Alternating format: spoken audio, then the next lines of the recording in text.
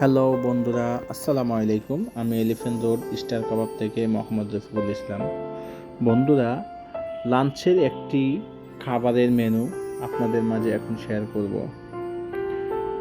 আমাদের এখানে লাঞ্চের সময় হয় কাচ্চি বিরিয়ানি, চিকেন বিরিয়ানি, চিকেন খিচুড়ি, মাটন খিচুড়ি।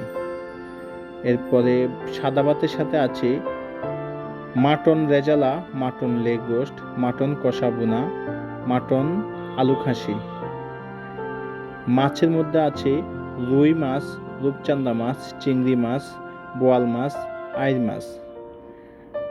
চিকেনের মধ্যে আছে দেশি চিকেন জাল ফ্রাই, ব্রয়লার চিকেন জাল ফ্রাই, চিকেন মশলা, চিকেন চিংড়ি রোস্ট।